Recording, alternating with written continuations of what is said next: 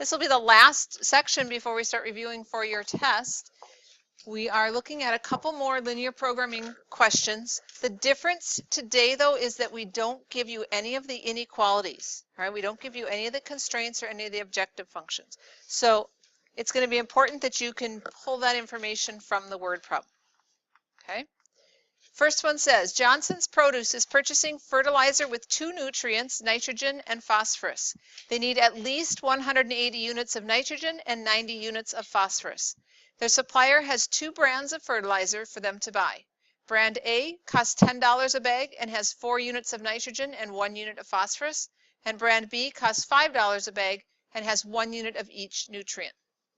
Johnson's Produce can pay at most $800 for the fertilizer. How many bags of each brand should be produced to minimize cost? Okay, there's a lot of stuff in that one. Yes? We need to break it down, and easiest option is to kind of create a little chart that will lead right into your inequalities. Okay? So what are the things that are causing some kind of limitation or constraint? They have an $800 budget. Okay, they can't go over $800, so that's a constraint. So we have a constraint for cost. What else? Yeah, we have requirements for nitrogen and phosphorus. So in your chart, and we'll just say brand A and brand B.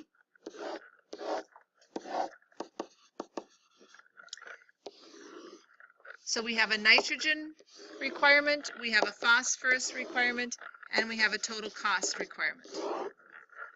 Okay? So we're going to create a little chart.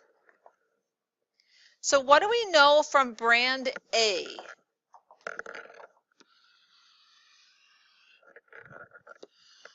All right, what does it tell us for brand A?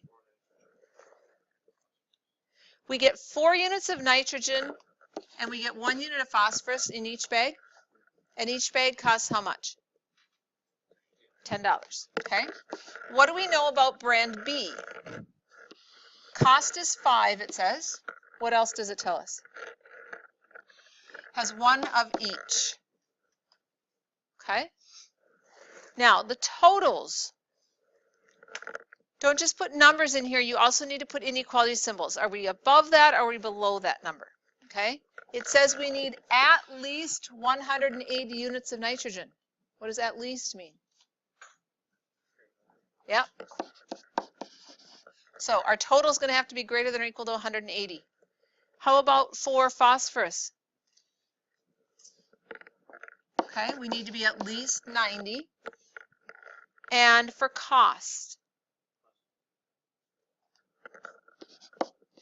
All right, this one is a less than. We can't go over that $800.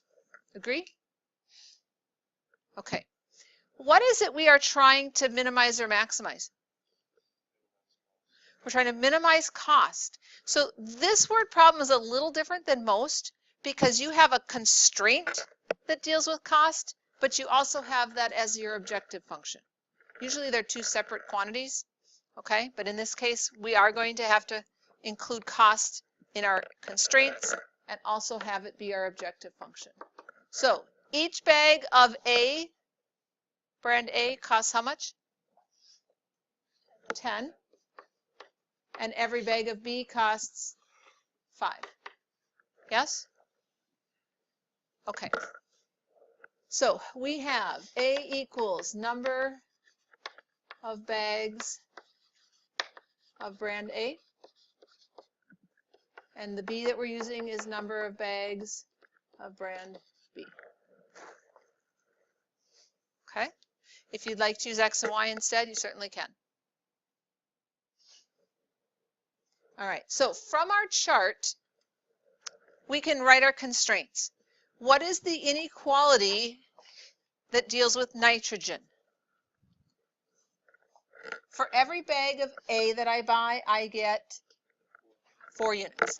So I get 4 units for every A.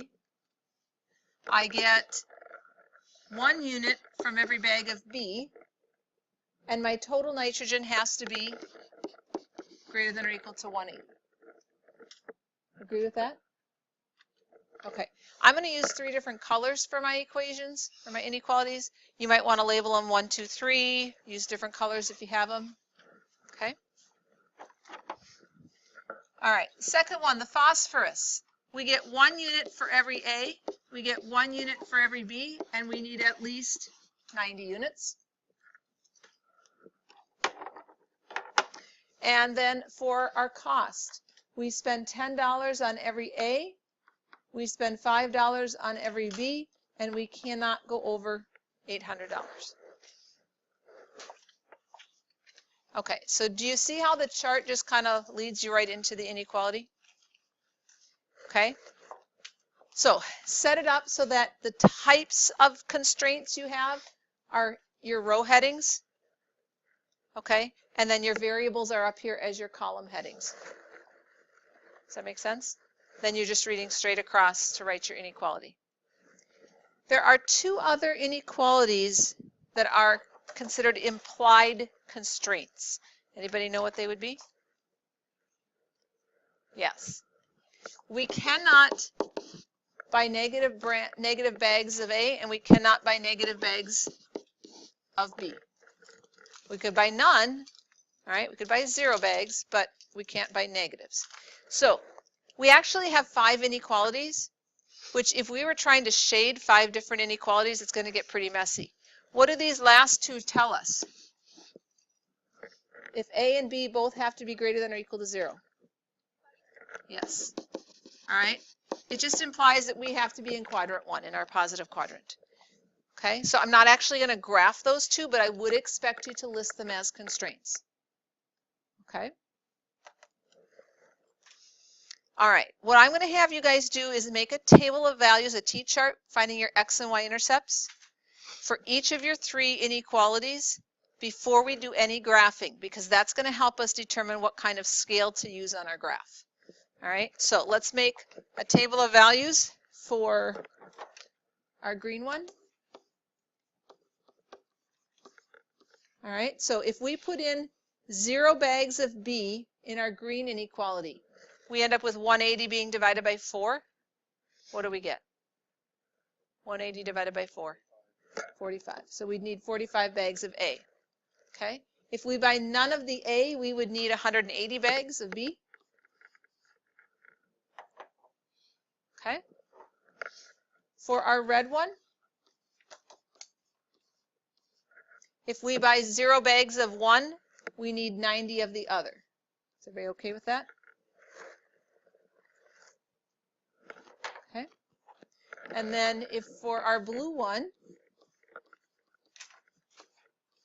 if I buy none of the B, 10 times something is 800, that would give me 80 bags of A. Yes? And if I buy none of the A, what's 800 divided by 5? Okay. So based on the numbers that we're seeing, what kind of scale do we need to use for our tick marks? What? I'll give you a hint. There's 20 squares going up, and we have to get to 180. So if we went by tens, we'd be up at 200. Okay, so let's go by tens in each direction.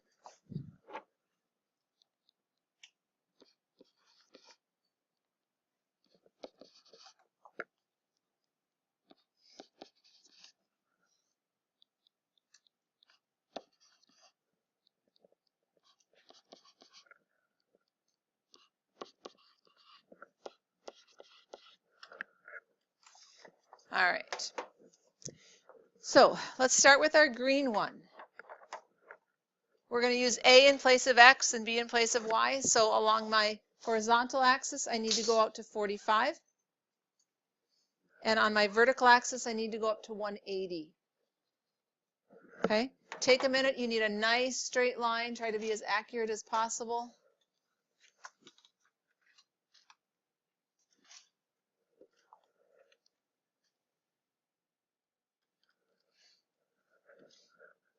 All right.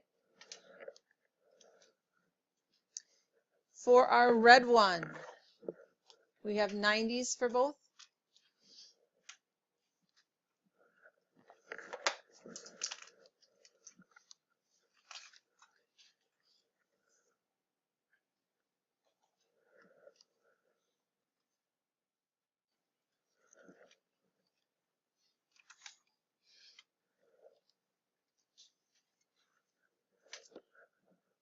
All right, and our blue, we need 80 and 160.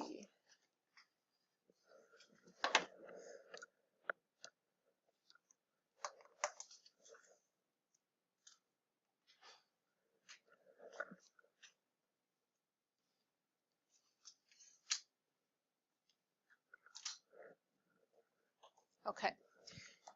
Now, we said we have to be in quadrant 1, right? So we're not going to go outside that grid. Which side of these colored lines do we shade? Let's start with the green one. Does the origin work in the green inequality? Is 0 plus 0 bigger than 180? No. So for the green one, we would be shading away from the origin. So if you can very lightly shade everything above the green line. Okay. For the red one, same thing. We have to go away from the origin, so we're shading everything above the red.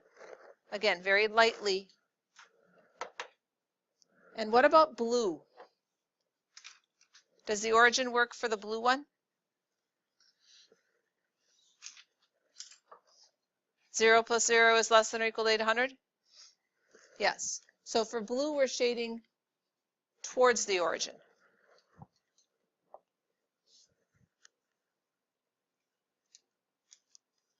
Okay.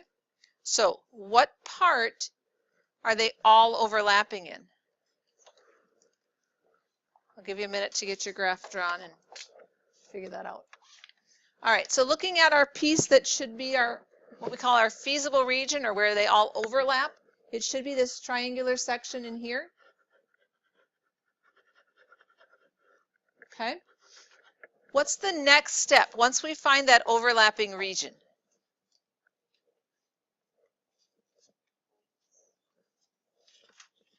Okay, so we need to find those corner points or the vertices of that feasible region. So we actually have 3 here. All right, we have 1 right here. What does it look like our vertex would be there? What are the coordinates? 10 and 140? Okay, now we want to check that to make sure that's really accurate. Okay, it looks pretty good based on our picture, but to double check. That is blue and green intersecting, yes? Which means the point 10, 140 needs to work in both the green and the blue inequalities. All right, so if we put in 10 and 140 for A and B, we get 800. And in our green one, we put in a 10 and a 140, gives us a total of 180. So we can check it and make sure we have the actual point. Okay.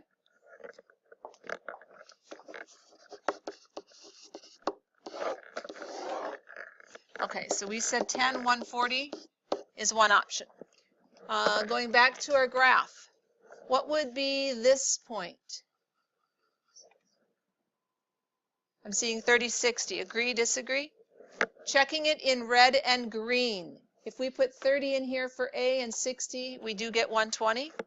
If we put 30 and 60 in for A and B, we do get 90. All right, and then our third point over here is the point, what do we have, 70, 20?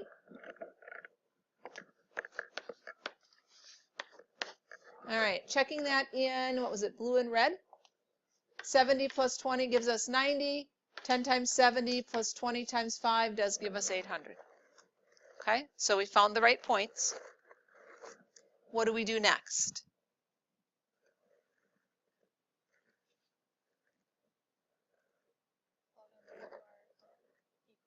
Yes, we plug them into the subjective function, right? That said cost is 10 times A plus 5 times B. Bless you. All right, so let's see what we get. 10 times 10 plus 5 times 140 gives us what?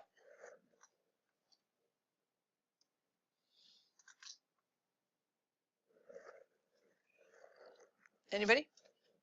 800. Okay, and that was the maximum cost I could spend, right? Was 800. Okay, what if we use the point 3060? 10 times 30 would be 300. 5 times 60 is another 300, which would give me 600 for a cost.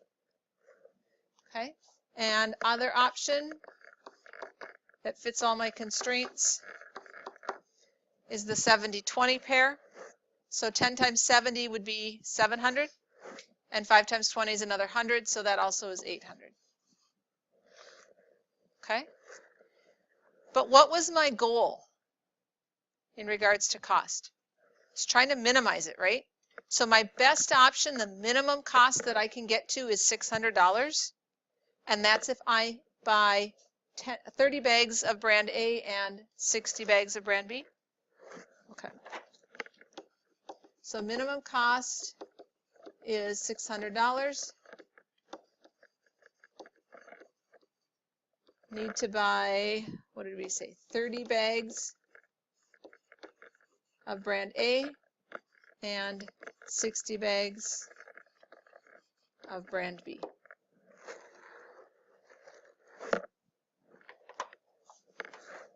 Okay. Now, example 7 is a case where we had a bounded region. In other words, we kind of cut off, all those constraints cut off a section. It was bounded on all sides. Okay? So this black area here would be considered a bounded region. When you have that situation, when it's bounded, you can find both a maximum and a minimum. Okay? So based on my calculations here, we said the minimum cost was 600. The maximum cost would be that 800. Does that make sense? If it's an unbounded region, for example, let's say we didn't have that blue line in our picture, and all of our shading just continued to go up further and further to the right, okay? That would be an unbounded situation on top, which means one of my corner points would be a minimum, but I wouldn't be able to find a maximum because it keeps going. Does that make sense? If it's bounded on the top, but it's unbounded down below, then we could find a maximum cutoff, but not a minimum cutoff. Okay? All right. Let's look at our last example. It says Gonza Manufacturing has 2 factories that produce 3 grades of paper, low, medium, and high. It needs to supply at least, and there's a typo here, this should say this is a minimum. Okay, a minimum of 24 tons of low grade, 6 tons of medium grade, and 30 tons of high grade. Factory A produces 8 tons of low, 1 ton of medium, and 2 tons of high paper daily, and costs $2,000 per day to operate. Factory B produces 2 tons of low grade, 1 ton of medium grade, and 8 tons of high grade paper daily, but costs $4,000 each day to operate. How many days should each factory operate to fill the orders at minimum cost? Okay, I'm going to pause the video. At your tables, I want you to discuss what are the things that are causing limitations that would be a constraint in this situation, and what does my objective function look like? What is it that I'm trying to maximize or minimize? All right, so what is causing the limitations? How much high grade, how much medium grade, and how much low grade paper we make? Okay, and we have a minimum that we have to produce for each of those, yes? Okay.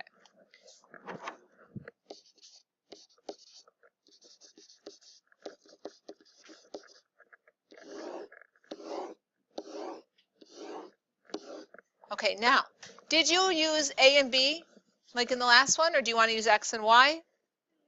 A and B? Okay, so what does A stand for?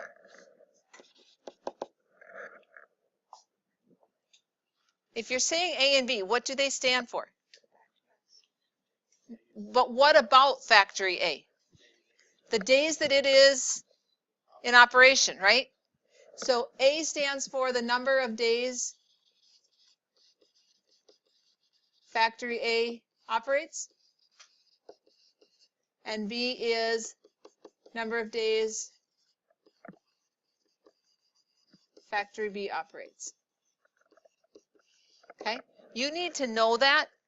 You can't just say A stands for factory A. What about it? Okay?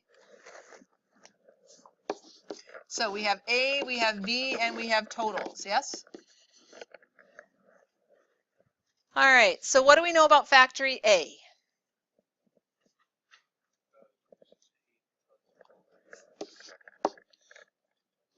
Great. All right, factory B, somebody else? Flip it around. We get 2 tons of low, 1 medium, and 8 high. Okay, and what are our minimums? So we need at least 24 tons of low, 6, and 30. Okay. So what is my first inequality going to look like?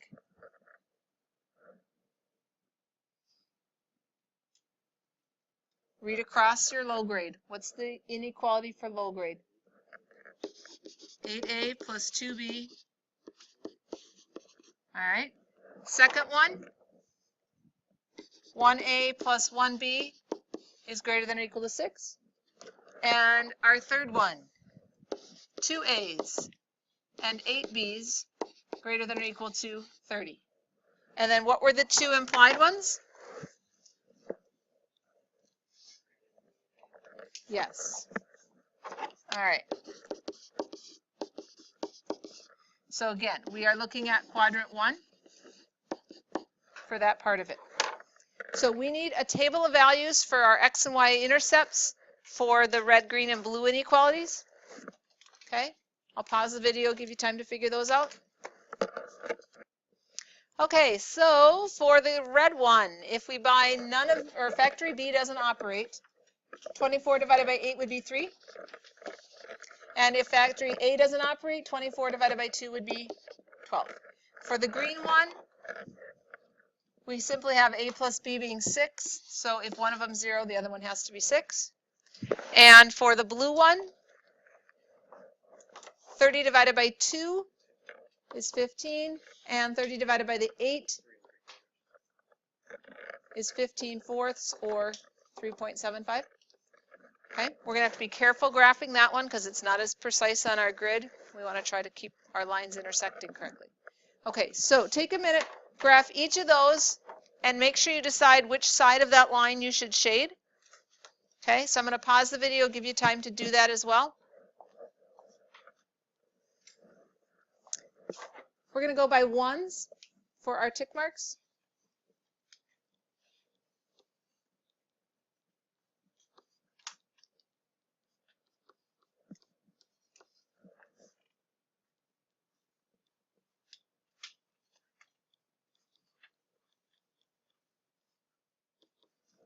All right, so we'll start with red. Our ordered pair 3, 0 and 0, 12.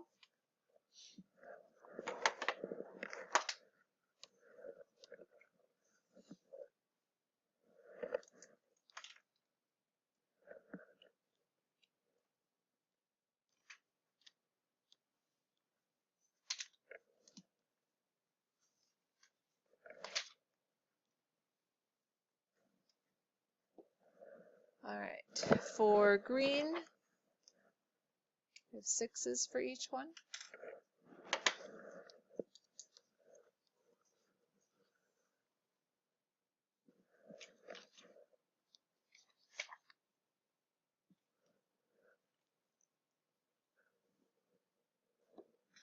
And for blue,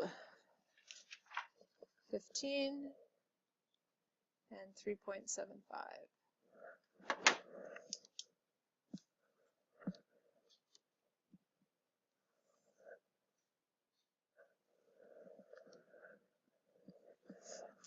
All right, when we shade, which side of the line did we shade on? Away from the origin. So for every single one, we're going away from the origin, yes? We also have to keep in mind that we are limited to quadrant 1. So in addition to the lines that we have drawn, we are limited to being inside this space, yes? So our shaded part, we have 4 different vertices. We've got one here, we have one here, and 1 here. So my shaded should be everything up in here. Yes? All right. Ordered pairs for the vertices.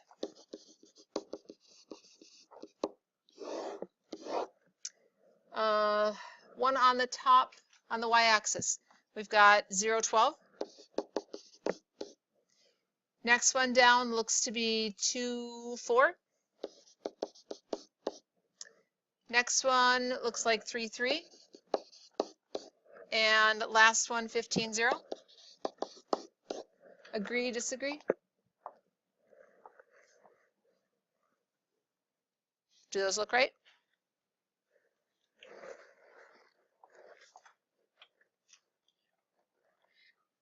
Okay. All right. Our objective function that we set up, we didn't set one up, did we? All right. What was it that we were trying to minimize? Total operating costs? Okay, so how much does it cost to operate factory A? 2,000 and 4,000 for every day that B is open? Okay, so that's what we want to minimize.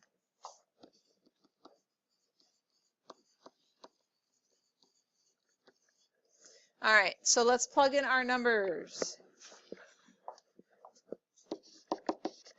2,000 times 0 plus 4,000 times 12.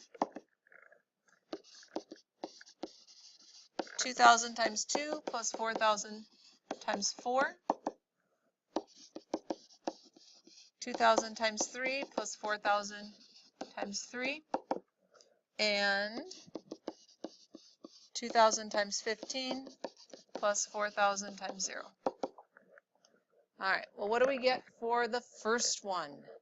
2,000 times 0 is 0, plus 4,000 times 12 would be 48,000. What's our second one going to get us? 2,000 times 2 would be 4,000. 4 times 4,000 is 16, so we get a total of 20,000. Yes? Okay, 2,000 times 3 is 6,000. 4,000 times 3 is 12. So 6 and 12, 18,000. And last one, 2,000 times 15 is 30,000. And our goal was to do what? Minimize cost. So our minimum cost would occur if we do what?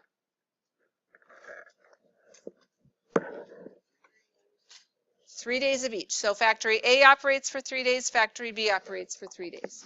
Okay, so your last step is then to actually answer the question. Minimum cost is 18,000 when each factory operates for 3 days. Okay.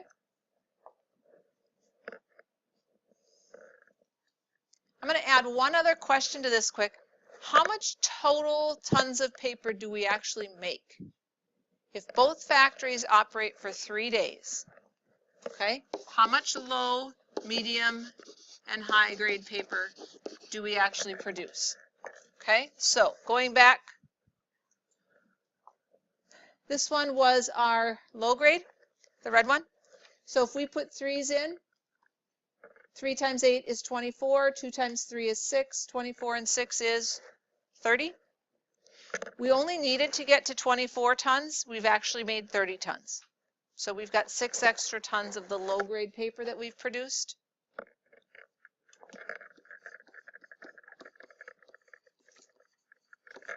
Okay. For the medium, it's a 1-to-1, so we end up with 3 tons in each factory after 3 days. So we have a total of 6 tons, which was the minimum I needed. And for high grade paper, we've got 2 times 3 is 6, 3 times 8 is 24, 24 and 6, 30. So we get our bare minimum there as well. So the only thing we have extra of is the low grade paper. Yes? Okay. So your homework assignment, when we talked about day 1, I had you starting day 2, right? So I'm not going to collect any of this until tomorrow. You just need to know where you left off with day 2 and finish that up.